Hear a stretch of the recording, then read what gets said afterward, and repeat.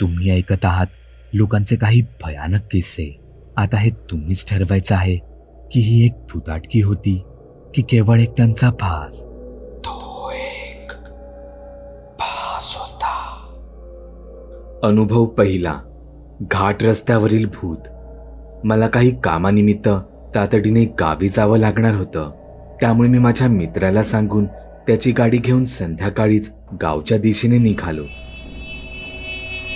आधीच उशीर झाल्याने मी रात्रीचं जास्त कुठे थांबत बसलो नाही. आता हळूहळू शहराचा रस्ता संपून घाट रस्ता चालू झाला. अचानक रस्त्यावरची वर्दळही कमी झाली. समोर दूरवर एक ट्रक आणि बस दिसत होती आणि पाठीही फार दूरवर कोण्या वाहनाची हेडलाईट चमकत होती. बाजूच्या मार्गाने 2-3 मिनिटात एखादं वाहन गाडीला एकदम चिकटून जात होतं. घाट रस्त्यावरचा थरार हा काही औरच असतो.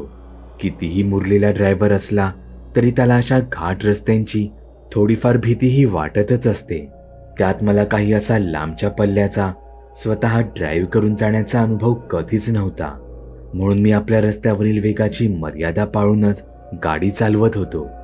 गाडी चालवत असताना त्या घाटात अचानकच माझी गाडी बंद पडली. गाडीला नेमकं काय झालं होतं काहीच कळेना, पण 2-3 मिनिटांनी गाडी पुन्हा सुरू झाली. तसे मी देवाचे आभारच मानले. रात्रीच्या त्या गडद अंधारात जिथे तुरळक वाहनं जात होती अशा ठिकाणी गाडीचं अचानक बंद पडणं फुकटची काळजी देऊन जात होतं. पण मला पुन्हा एकदा माझं लक्ष रस्त्यावर केंद्रित करायचं होतं. समोरच एक भलं मोठं वळण दिसत होतं. रस्त्यावरून एकट्याने गाडी चालवण्याचा आनंद हा काहीसा औरच होता. त्यातच मोकळा रस्ता असल्याने निसर्गातील घाटांचा झाडींचा आनंदही घेता येत होता. त्या वळणावर येताच मी गाडीचा वेग जरा कमी केला. गाडी वळवत असताना माझं लक्ष सहज गाडीच्या साईड मिररकडे गेलं तर मला त्या वळणावर एक म्हातारा माणूस एका दगडावर बसलेला दिसला. मला तो अगदी स्पष्ट दिसला होता, पण गाडी वळणावरून जाताना तर समोरील रस्ता पूर्ण मोकळा होता. मग हा म्हातारा माणूस कुठून आला? मनात एक वेळ वाटलं की गाडी थांबवून आपल्या शंकेची एकदा खात्री करून घ्यावी.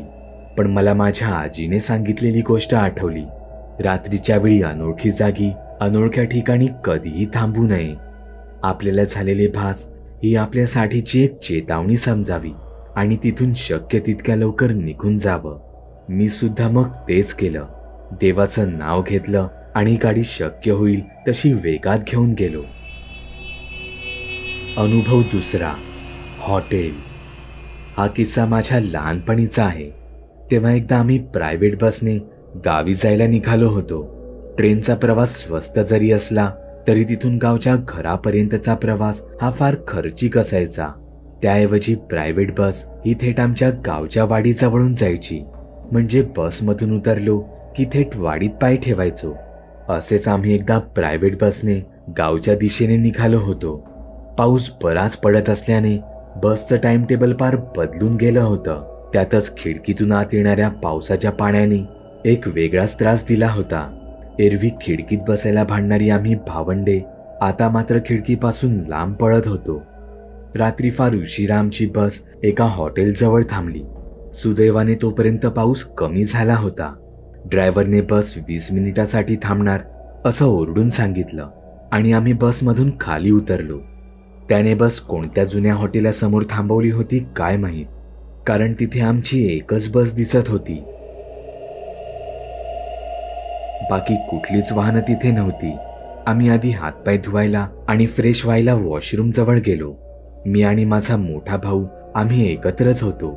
पण मी हात तोंड धुवून बाहेर आलो तर हा माझ्या अगोदरच बाहेर येऊन काही अंतर लांब उभा होता.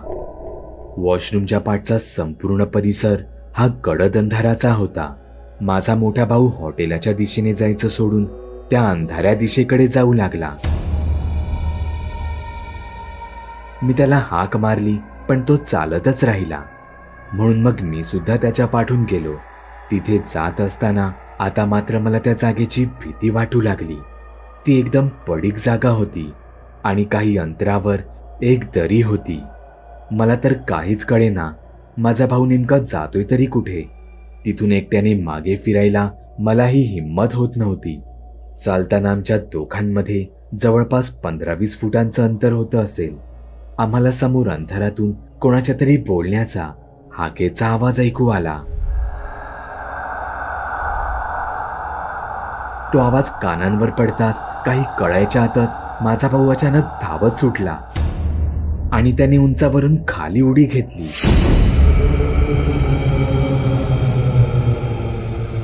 हे पाहून मी इतका घाबरलो की ओरडत रडत पाठी पळत सुटलो. मला काय करू आणि काय नको काहीच कळत नव्हतं. मी आई बाबांना रडत रडतच हाका मारू लागलो. शेवटी धावत मी जेव्हा हॉटेलजवळ पोहोचलो तेव्हा तिथे मला माझे आई बाबा काही माणसांसोबत दिसले. ते सगळेच मला तिथे शोधत होते. आश्चर्याची गोष्ट म्हणजे माझा भाऊही तिथेच उभा होता. मला पाहून त्यांच्या जीवात जीव आला, पण मी अजूनही रडतच होतो.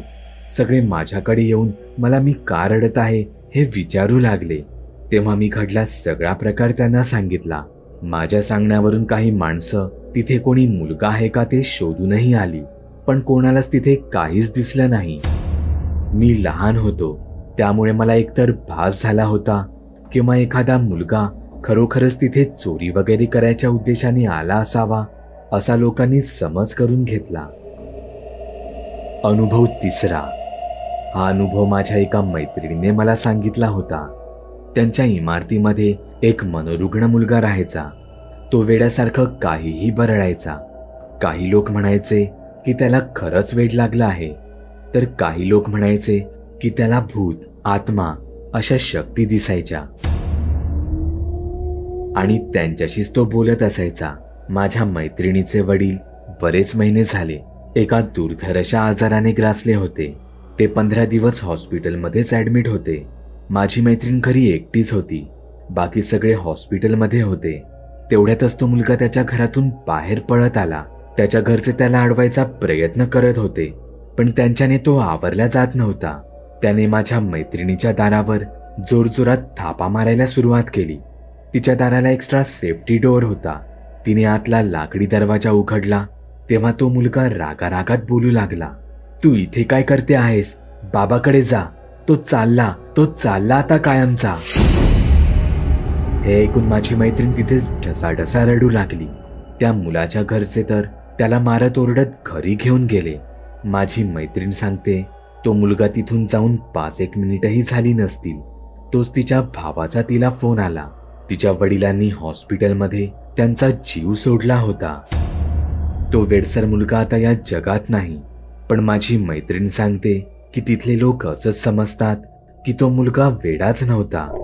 काही अदृश्य शक्ती जसं की प्रेतात्मे हे त्याला सतत त्याच्या आसपास दिसत राहायचे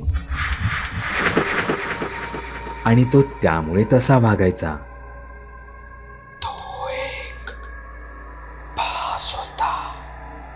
तुम्ही सुद्धा तुमच्या गोष्टी बागुलबुवाला मेल किंवा मेसेज करू शकता. बागुलबुवा. चॅनलवर अपलोड केलेल्या नवीन व्हिडिओची नोटिफिकेशन मिळवण्यासाठी चॅनल सबस्क्राईब करायला विसरू नका. व्हिडिओ आवडला तर आमच्या मेहनतीचा मोबदला म्हणून तो लाईक करून मित्रांसोबत जरूर शेअर करा. चॅनलवरचे इतर व्हिडिओ पाहण्यासाठी इथे क्लिक करा. तसेच चॅनलवरची प्लेलिस्टही चेक करा. दर दिवशी नवनवीन भूतांचे व्हिडिओ बनवून मी तुमचं मनोरंजन करत राहू याची खात्री बाळगा.